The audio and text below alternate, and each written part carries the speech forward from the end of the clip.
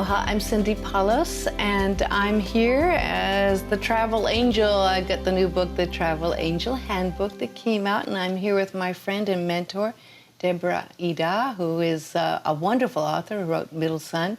She's also been coaching me and giving me writing tips. It's always an experience. Writing a book is like having a child in a way. And you learn so much more than you ever thought you would when you're actually writing a book, don't you? I think a lot of us, there are people who know exactly what they're going to write before they start, and they stick with the plan, surprisingly. Yeah. But there's probably more of us that don't know quite what we're going to include or where we're going. So even for the writer, it can be quite a journey. Yeah, I do get that sense that it is a journey, and it's an interesting journey. I'm learning so much from having written this book. I sometimes get an urge to write something, and then I go, oh, should I write it? I shouldn't write it, or I mean, it's a lot of work. Do I really? But then I found that if I get given an idea, if I don't act on it, then I kind of don't get more ideas that come my way. It's almost like you either listen to the channel of energy and suggestions, you're getting the inner urges and pushes to do something creative. That's interesting. If you listen, then and then you do an action on it, then it's kind of like you're in the flow of that muse or whatever. Maybe in this case, it's some angel I don't quite have a name for that directed this book to happen. I'm glad you just said that, because now I'm going to be listening more carefully. Well, I think you do. I think you really do. We had a wonderful discussion not too long ago when we got together to talk, and you said, you know, there's people that write books for money, and then they know they just have to write something for money, and they write that kind of book, you know, and that's what they do. And that can be a very noble profession. Yes, and there's nothing wrong with that. In this case, I thought, you know, I didn't even think about money. I just thought, you know, I need to write this book because I think it will help. I'm seeing so many people travel on planes getting completely stressed out from the very beginning stages, when they start to get even ready for a trip, just trying to decide where to go, the best prices, and then just getting ready to pack for the trip. Everything you need to do. There's a lot of homework involved in taking a trip. There is, and I mean, vacation time's really precious. Yes. Vacation time and family resources. So gosh, you want it to be as pleasant as possible. You do, and you know what? You don't want it to be a stressful time, but a lot of people have gotten to the point where they say, I get just so stressed just taking a trip and getting through the airport. So with that in mind and seeing this happen so often, I decided to write this book, and I really wanted to write tips that would be very complete. And that's why I call it A Complete Guide to Reduce the Stress of Air Travel. But then it kind of grew and grew and grew, because again, the more I wrote things down, I thought, oh yeah, but you need to include this and that and this to make it better. So in this book, I now have in part 1 and part 2. It's kind of like getting ready for the trip, and then things to do that are more of the right brain and left brain. You know, left brain is getting organized, taking care of the details. Right brain, the creative things you can do to actually help reduce stress that are holistically organized. Things like travel affirmations, things like exercises you can do, herbal remedy kits, things you can do that would be meditations, and things that would be prayers. And no one that I did any research about had done anything like this before. I haven't seen it. Yeah, I've kind of seen them separate, but I haven't seen the whole package. Yes. There's lots of books I found, some just on packing.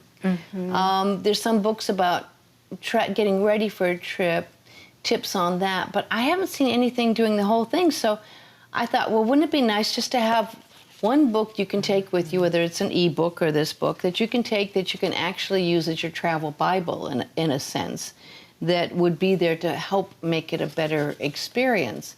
And, you know, it's interesting because we know some of these spiritual principles have become, over the last 20 years, pretty much accepted. We know how to do affirmations. Maybe 20, 30 years ago, someone would say, oh, what's an affirmation? You know, why would you do an affirmation?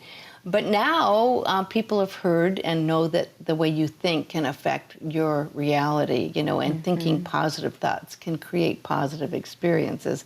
So I actually have a whole chapter on affirmations and even ways you can write them yourself. Yeah, and believe it or not, there are a lot of us out there, and I'd include myself in that are much less familiar with the second part of your book, with the idea of meditation and affirmations. And by following the practical with the more spiritual, it made me a little less afraid of delving into that area, because I was able to see that you were so sensible and practical, and therefore I had less trepidation about continuing on and going into the deeper aspects. Well, I had to pull back because I could have gotten a lot further out there, and I didn't want people to say, oh, that's just too woo-woo. And as it is, some people go, oh, gosh, I don't know, But I figured there's enough people out there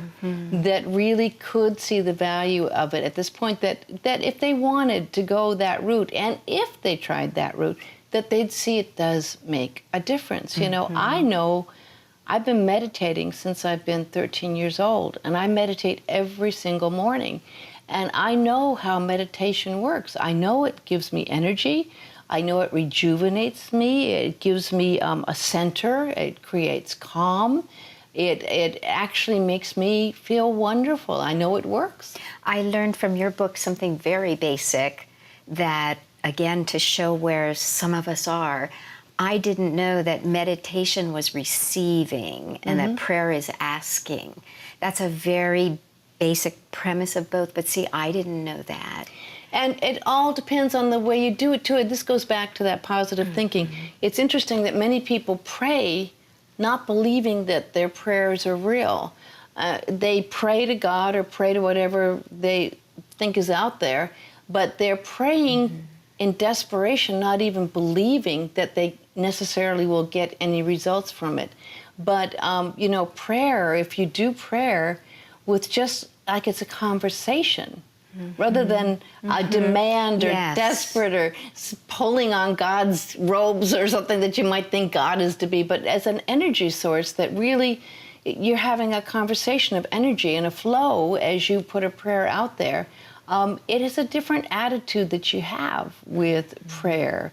And I do different kinds of prayers in here. I have actually under the prayer section Buddhist, the Heart Sutra, which is a very different kind of, it's one of the most basic Buddhist principles, basically saying everything is nothing and nothing is everything. Why does it work? Well, gosh, if you look at your situation you're getting stressed about and go, well, gosh, this is really just emptiness. The emptiness is form, form is emptiness. And if you can, again, be objective and just be a spirit here in form, you're not going to be as stressed as if you really are into your drama and your emotions. So it's kind of taking a step back. But I know that prayer works, and many people, actually, there was an interesting Condé Nast of all things. They did a Facebook question asking people what they did before they were going to take a trip, things they did before they got ready for a trip. Well, a lot of people said, oh, I go to the bar, and I have a drink or two. Well, of course, that's one of the worst things you can do. I mean, why? Because you could forget things, and when you're up in the plane, you're already dehydrated. You're more likely to break down your immune system. And not only that, you can really be obnoxious. I mean, I've seen some really obnoxious drugs. There were some people that said, oh, I take a Xanax, I take, drugs. Okay, not a good idea. I really think some of these things we've seen on airplanes where people are freaking out is because they may have taken a sleeping pill or taking some kind of drugs and taken alcohol, and they're getting a bad reaction, which gets intensified when you're at 35,000 feet and under stress as well. But you don't have those side effects with prayer or meditation. You don't have any negative side effects at all. And there were people on this thing that actually did say, I say a prayer before I get on the plane, which I went, wow, there really are people out there doing this, There were a few people that said they did meditate before they got on the plane. So this is kind of directed with that in mind, that there are people that are, some of them undercover people that Don't tell people they're going to meditate or pray, but can use it. I really have found, because with my meditation, I always write afterwards, and I really believe in the value of writing and keeping a journal. And because that... Have you kept them for years? I probably have 14,000 different messages I've written over the years after meditation. So you can imagine how many journals. And that's all written down. Journal writing to me is so valuable, but you know, that's because I get things and I want to bring back what I get in meditation. So I suggest people get a book, and you want a book that you can bend, because you know, maybe you don't have a lot of space, you want it to be flexible. And you know, there's that time they tell you to turn off your electronic devices. Yes. Perfect time to bring out a journal. And what you can do is, like, you can set an intention for your trip. And you know, just the idea is like, okay, what would I like this trip to bring me? I mean, just, and let you imagine, what would I really like that I could, do I want to write a book on this journey? Do I want to find love on this trip? Do I want to just have a good time? What do I want? But I love that. Write an intention down. I love that. When I saw that in the book, I had never even had that idea to do that.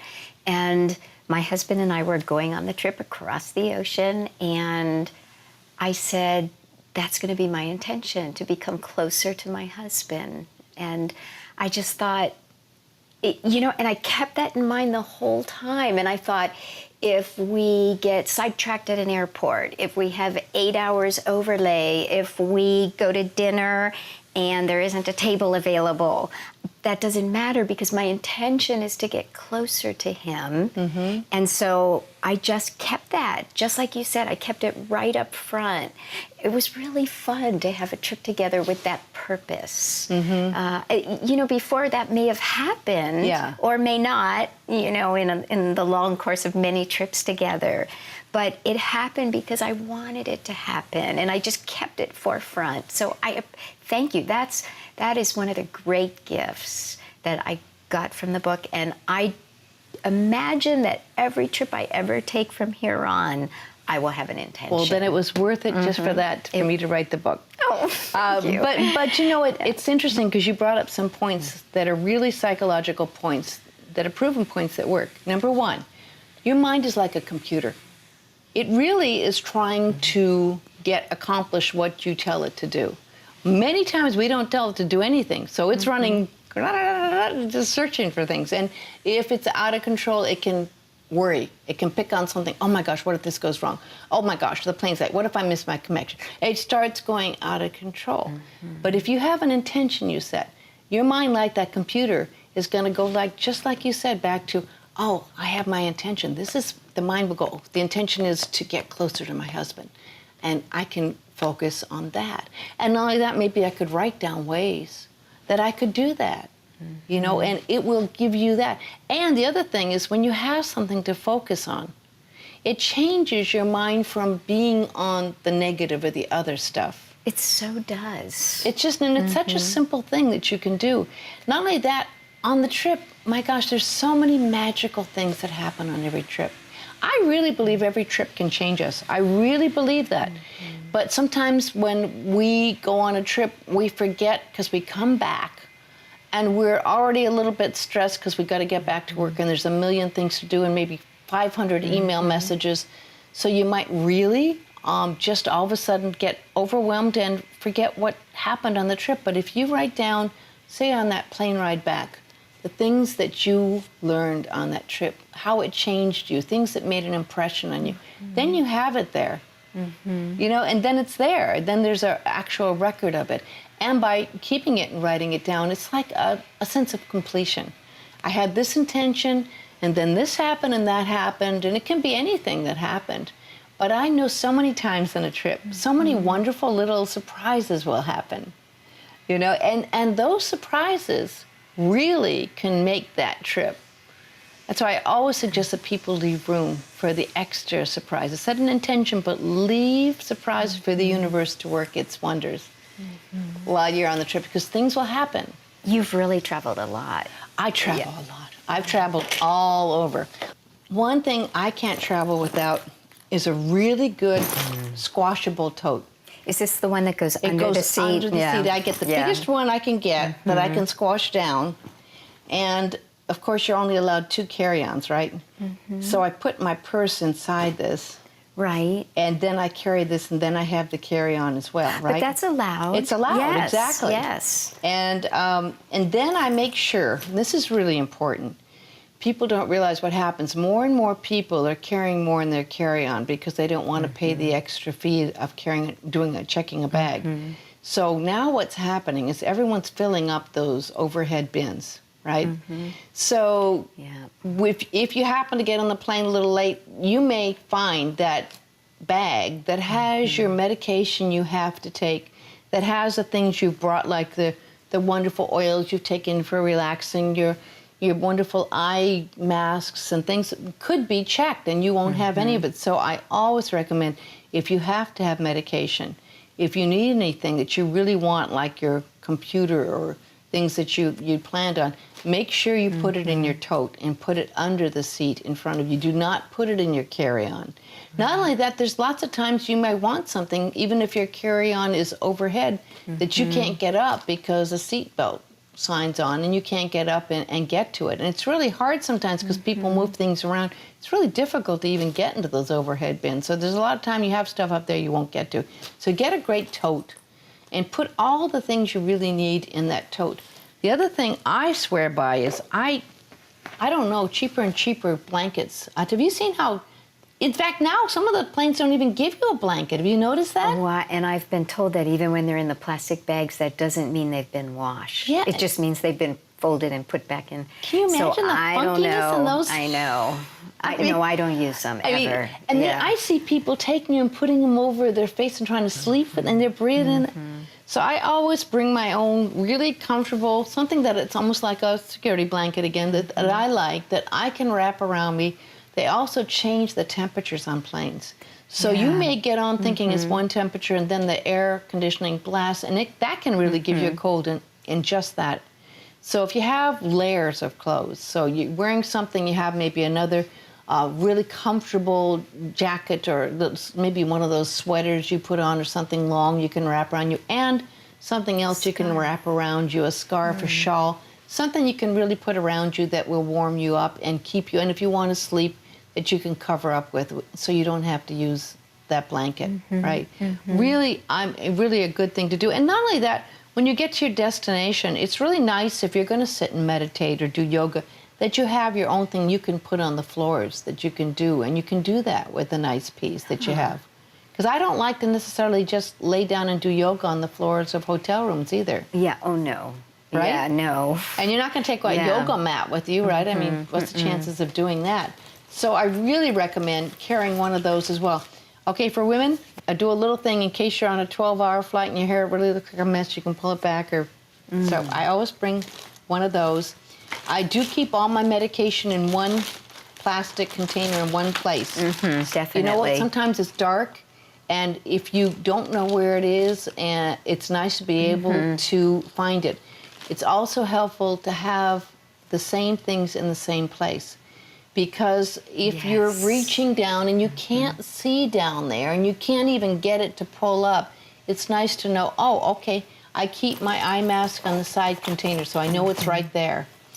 The other thing that's really helpful is do not leave your wires for your computers and the things that have your backup batteries in your other case, because say you have your computer and all of a sudden your battery runs out. Well, there's all kinds of great backup batteries you can do. I have one called Trent that will back up either my computer or my Kindle. But if it's not there and it's not together, I keep a little bag that has all my wires, and we all know headphones on planes suck. Not only that, I think they also can have germs, and you can get things in your ears.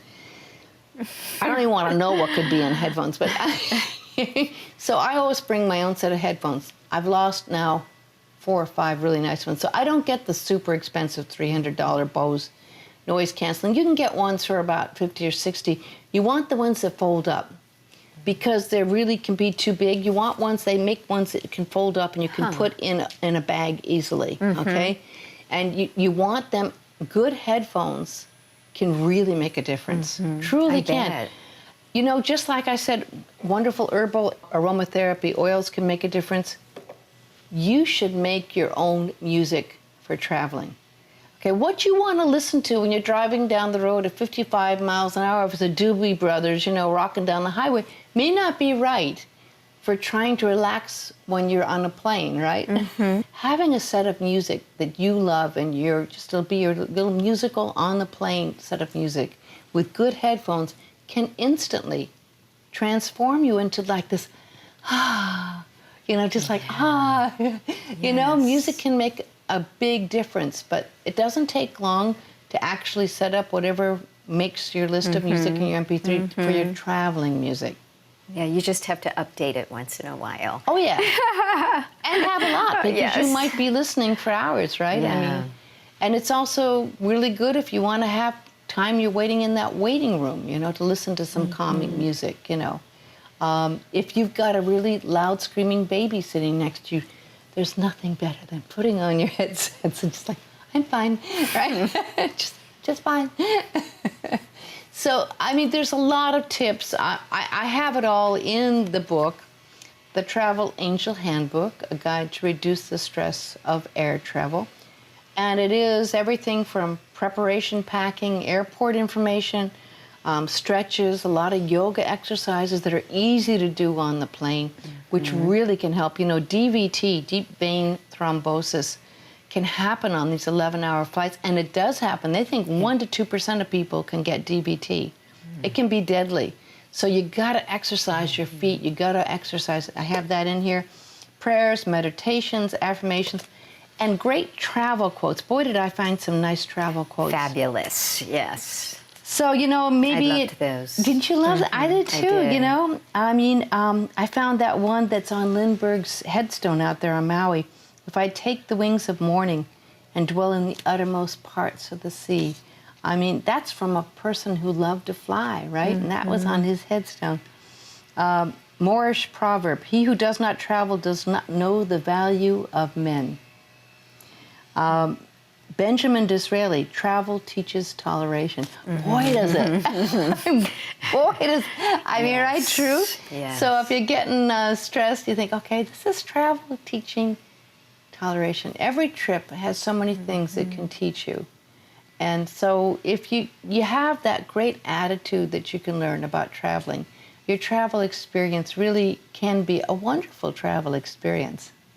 It's something you look forward to as a retreat time. It's your time. So many people just say, gosh, I just don't have any time. Well, when you're on a plane, you got a lot of time. That's true. So you usually feel refreshed when you come back from a trip? No. Okay. I was going to say, okay, I'll aim toward that. No, but but you know what? I usually feel like it was worthwhile, and I can go back to my journal and say, oh yeah, and this and that, and I do always feel it was worthwhile.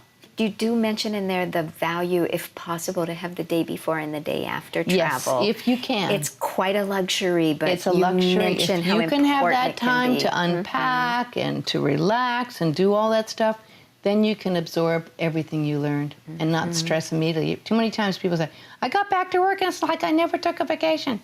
So yeah, it's all in there, and I really appreciate all your help. I really hope people find that the Travel Angel Handbook is something that makes their travel time much more enjoyable. And it was really written for helping people to make their trip a wonderful journey. I say in here, they used to say in Spain, vaya con Dios, go with God.